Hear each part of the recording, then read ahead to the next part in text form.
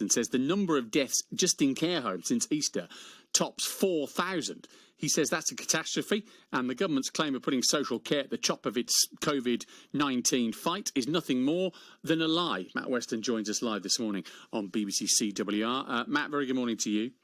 Yeah, good morning, Phil. We've heard, obviously, from the government on this, the fact they are going to release this number as of today. In fairness to them, they've not released it before now, have they? Because they've just given the number of deaths in hospitals. Now, that's what most people have kind of expected of them, isn't it? Well, it's a bit like sort of just looking at half the picture and sort of not being able to see the whole thing. And it's been blatantly obvious for 3 months that they should be looking at care homes as well. Just yesterday, the Secretary of State, Matt Hancock, said, and I quote, that, for its social care and deaths in care homes have been our top priority from day one. That's clearly not been the case.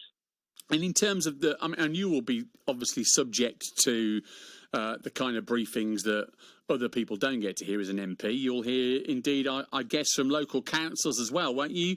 And county councils. What are the councils telling you about social care? Well, this is the issue. The figures are out there. I mean, the care homes know what is happening in each of their settings.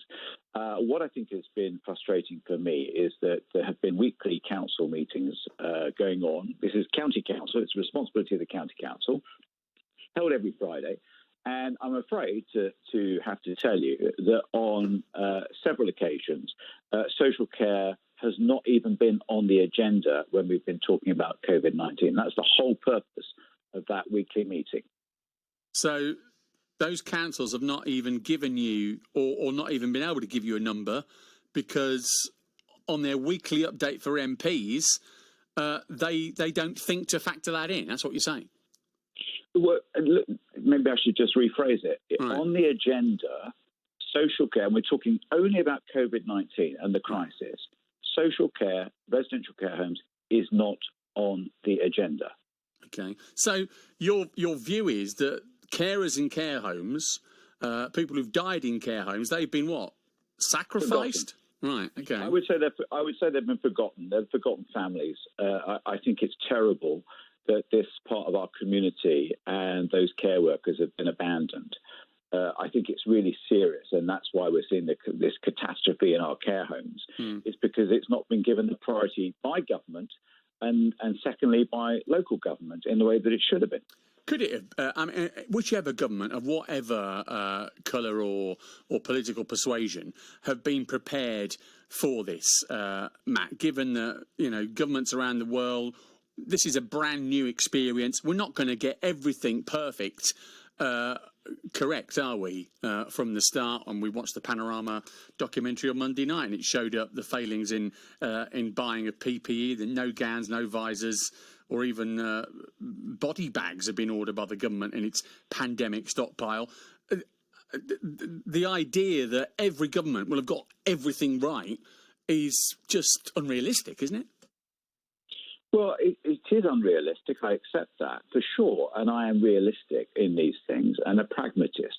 But what is becoming absolutely clear, Phil, and it's important that the public understands this, is that the UK has now got the worst death rate per 100,000 in the world. Okay, the worst death rate when you include those deaths in residential care home settings, in the community, and in hospital. Deaths per 100,000 population, it is the worst. Now, you could say we have had challenges. Yes, we have. So have other countries. But look at Ireland.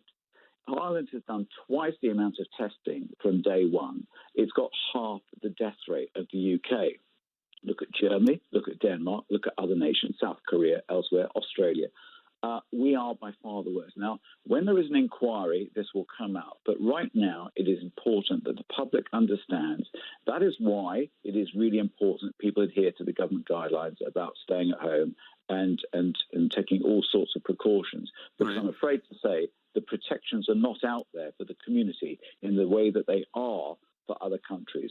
So what would you have liked the government to have done differently, and what can they be doing now to try and arrest this? Well, first off, of course, they should have had PPE stockpiled like other countries did have. And there was an exercise, Cygnus, it's worth looking at, 2016. The results of that exercise, where they just kind of run through a kind of scenario planning, that showed that they did not have the equipment, the kit, the ventilators, the PPE in place. The decision was taken then not to do that. What should have been put in place was testing, contact tracing, and tracking. Now, we can do that, and that will happen over the coming weeks, I'm sure, but we are way off the pace. Matt Weston, appreciate it. Thanks very much indeed.